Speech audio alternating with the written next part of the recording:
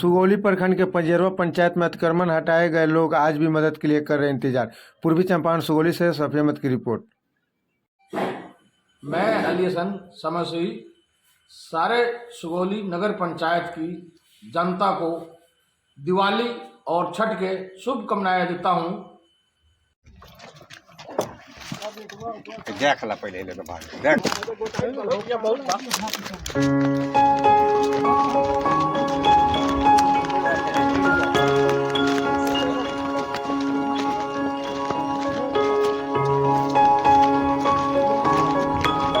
नमस्कार, मैं सफी अहमद, आप देख रहे हैं द सन एक्सप्रेस।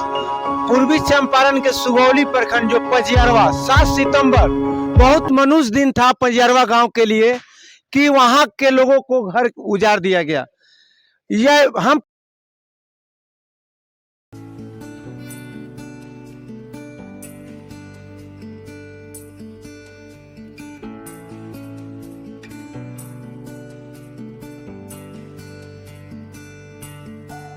कहना यह भी है कि आज तक ऑर्डरशिप जो होता है सीओ साहब नहीं दिखाए। क्या यहाँ के लोगों का क्या गलती था सर कि यहाँ के लोगों का घर उजड़ गया? आइए यहाँ बात करते हैं, जो कोर्ट में जाते हैं उन्हीं से बात करते हैं कि क्या ऑर्डरशिप आप लोग देखे हैं कोर्ट में? जी हाँ, हमने तो ऑर्डर शीट देखिए 26 जुलाई 2018 में है, तो वो भी सीओ से मांग किया है कि वहाँ जा कर के देखे और रिपोर्ट देखे क्या पोजीशन है।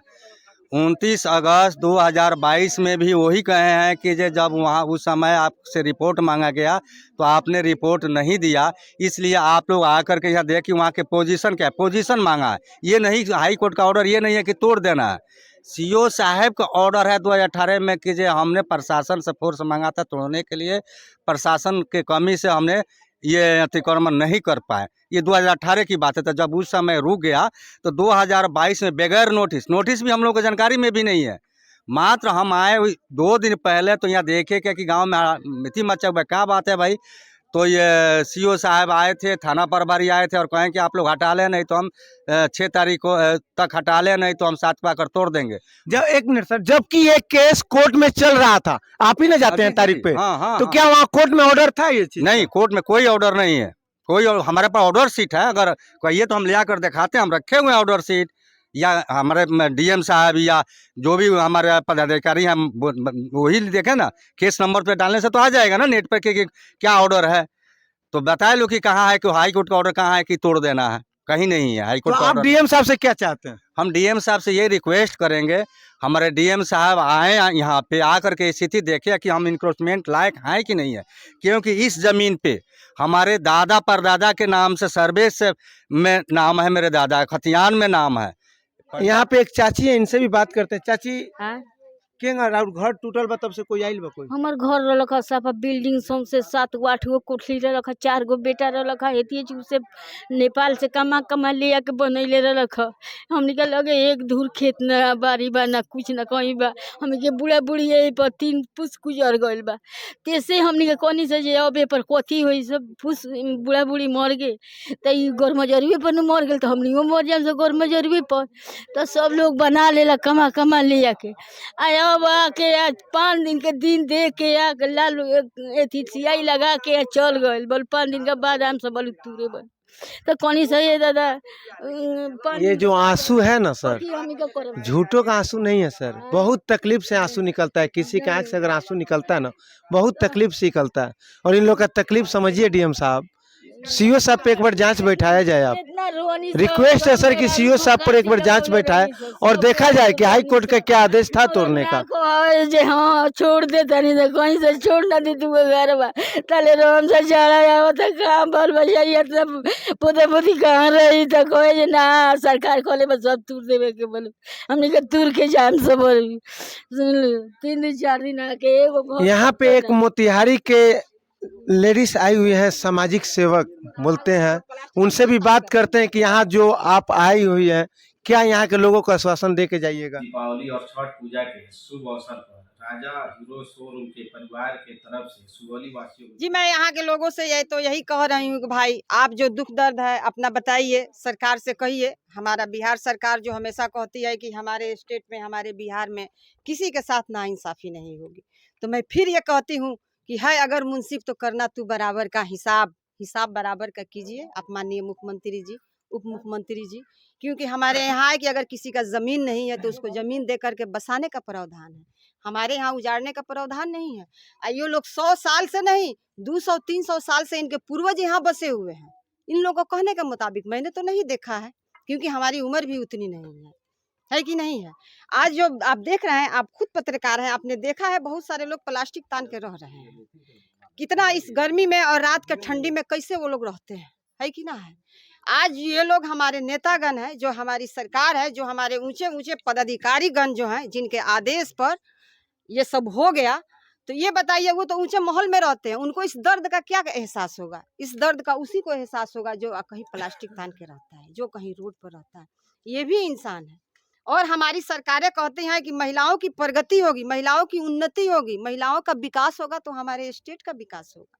बड़े बड़े नेतागण भी हमारे ये कोटेशन कह गए हैं कि जब तक इस देश में महिलाओं का विकास नहीं होगा तब तक ये देश तरक्की नहीं करेगा। आज यहाँ के महिलाओं को मैं देखी हूँ, जो कि सरकार का ये नियम था कि हर घर में शौचालय देना है, क्योंकि हमारी माँ बहनें, हमारी बेटियां शौच के लिए खेत में नहीं जाए, खलियान में नहीं जाए, बाहर में नहीं जाए। इससे उनको तरह तरह की बीमारियां होती है, तरह तरह की हमारी बेटियों के साथ घटनाएं घटती हैं। आज ये महिलाएं एक शौच के लिए भी परेशान है, कहीं प्लास्टिक तान के, कहीं बोरा तान के। क्या यही इंसाफ है, यही न्याय है, यही होना चाहिए? तो मैं महिलाओं के लिए आवाज़ हमेशा उठाती हूँ और मैं बोलती रहूँगी। अगर सरकार को ये नापसंद आती है, हमारे पदाधिकारीगण को नापसंद आती है, तो हमारे पर जो भी जुल्म करेगा मैं तैयार हूँ, हमको जेल भेजेगा मैं तैयार हूँ, मैं सूली पर चढ़ने के लिए तैयार हूँ, लेकिन इन महिलाओं की आवाज़ को मैं उठाती रहूँगी। सरकार इस पर ध्यान दे और जिनके पास ज़मीन नहीं है उनको ज़मीन दे करके इनका इंदिरा आवास मुहैया करा करके घर बनवाया जाए, इनको सारी सुविधाएं दिया जाए, फिर जल नल दिया जाए, उनको शौचालय दिया जाए। अगर जिनके पास ज़मीन है उस ज़मीन पर उनको इंदिरा आवास मुहैया करवा करके उनको मकान दिया जाए, क्योंकि आज की डेट में ये तो खाना जो है ना, इस पर भी मोहताज हैं। इतने जो बिल्डिंगें लोग को बना हुआ था, सरकार जब घर ये तोड़ दिया अब देखिए, आप देखिए कि हमारी सरकार की व्यवस्था देखिए, हमारे जिला की, हमारे जिला पदाधिकारी की व्यवस्था देखिए, हमारे बिहार सरकार की व्यवस्था देखिए कि यहाँ के घर भी टूट गया है। और महिलाएं बताई हैं हमको कि आज हम लोगों ने बिजली बिल पे किया है। बोलिए, जिनके पास खाने का नहीं है वो दूसरे को क्या देंगे, यही कहावत तो हो गया कि बिजली बिल तो आके ले जा रहा है। आके ले जा रहा है।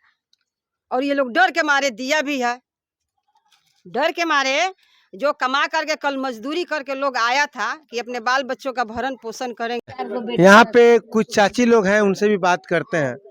घर जब से टूटल बा रहा कोई आई ला मदद खातिर? कोई मदद करनिया नहीं आई ना ना, कोई मदद करे नहीं आई। का चाहत नहीं लगन सरकार से? हमनी के ना एको धुर जमीन बा, ना हमनी के लगे पैसा कौड़ी बा। हमनी तो घाम में मरत तानी सन, प्लास्टिक में रहत तानी सन, हमनी के कोई मदद के देनिहार नहीं। आपका भी घर यहीं पे है? हाँ जी, हमारा भी घर यहीं पे है। आपका भी घर टूटा है? हमारा भी टूटा है। क्या चाह रहे हैं आप सरकार हम से? ये चाह रहे हैं सरकार से जो हमें कहीं बसाए, हमें कहीं घर दे रहने के लिए। अगर नहीं देगा तो अपने पास ले जाओ, अपने पास बुलाए। हम घर दिख रहा होगा, ये तिरपाल का घर है ना। देखिए यहाँ पे मचान बनाकर जो बेचारा गुजारा अपना काट रहे हैं, उनसे भी बात करते हैं कि क्या किसी तरह का मदद मिला है आज तक इनको? कभी आपको मदद के लिए कोई आया? कोई नहीं है, कोई नेता नहीं आया है। हम लोग बरखा में, बारिश में, भादों में भीज रहे, बाल बच्चा भीज रहा बा। इंदिरा आवास दिला बना 170 गो घर, तो बिजली दिला बा, तो नल जल दिला बना, सब कुछ खाए, शौचालय दिला बना, सब कुछ दिला बना, लेकिन हमने कोनो सहारा नहीं किया, तूर दिला घर। तो आप लोग क्या मांग करना चाहते? मांग चाह रहे थे हम लोग को जमीन चाहिए, हम लोग को जो मिला है वो मुआवजा चाहिए। तो टूटने से पहले तो सीओ साहब बोल रहे थे ना कि आप लोग को जमीन देंगे। हाँ, बोल रहे थे, उसके बाद लेकिन कभी आए हैं? नहीं कभी आया है। आइए यहाँ चाची लोग भी हैं, उनसे भी बात करते हैं। वो भी उसको दे दिया। ये जुल्म इन लोगों पर हुआ है और इतना ये लोग दहशत में जी रहे हैं कि जिनका घर नहीं है, जिनका घर जमींदोज हो गया है, वो आज बिजली बिल पे किए हैं। कितनी दहशत में यहाँ की महिलाएं जी रही हैं, यहाँ के लोग जी रहे हैं। क्या यही इंसाफ है? परिचय मैडम? जी, मेरा नाम शबनम खातून है, मेरा घर बंजरिया हुआ, मोतिहारी पूर्वी चंपारण में। मैं एक सामाजिक कार्यकर्ता हूँ। एक चीज और बता दें आपको कि बड़े बड़े नेता बड़े बड़े दावा करते हैं, लेकिन एक चीज पूछना चाहते हैं, क्या दीपावली में अपने अपने घर में सब लोग रोशनी जलाया होगा? कभी गरीबों के घर पे आके पूछे हैं कि घर टूट जाने के बाद क्या आप लोग का स्थिति है? ऐसा दीपावली मनाने से क्या फायदा? मत मनाइए ऐसा दीपावली। कम से कम ना छत दीजिएगा तो कम से कम इन लोग को आके कम से कम पूछ लिया कीजिए कि कैसे हैं आप लोग। मैं सफी अहमद, दर्शन दीपावली साल में एक बार आता है और दीपावली बड़े बड़े लोग के घर में तो हमेशा मनती है। जिनका सियाना गुजर गया है उनका दीपावली किस तरह का मना है, तो इनसे पूछते हैं। यहाँ आपका दीपावली किस तरह से मनेगा इस बार? हमारा दीपावली देखिए, घर तो हमारा यही था, जो अपने सामने फील्ड बना हुआ दिख रहा है। हमारे चाचा के लड़के हैं गांव में, तो उन्हें क्या है मतलब हर आदमी का घर अपना सीमित होता है। उनका एक ऐसा था मतलब घारी टाइप का था, तो उसी में हम लोग रहे। और दीपावली क्या मनाएंगे, सिर्फ रहें उसमें जाके अपना जो मोमबत्ती घर में जलाएं। उससे पहले तो एक हफ्ता पहले मेरे माता जी गुजर गई थी, इसी ढहने के बाद घर के ढहने के बाद मतलब वो बीमार थी हल्का, मतलब पूरा नहीं, मतलब और जैसे सुनी कि घर ढह गया उनका, एकदम सुम हो गई वो एकदम। उसके बाद डायरेक्ट एक हफ्ता बाद उनका डेथ हो गया। वो भी यहाँ हम कहाँ करेंगे, तो वही फिर चाचा का लड़का लोग से बोल कर रिक्वेस्ट करके उनके दरवाजे पे हम संस्कार किए वहीं पे, जो हमारे में क्रिया होता है। यही तो हालत है यहाँ, देख रहे हैं अभी हम लोग यहीं पे बैठे हुए हैं, धूप हो बारिश हो।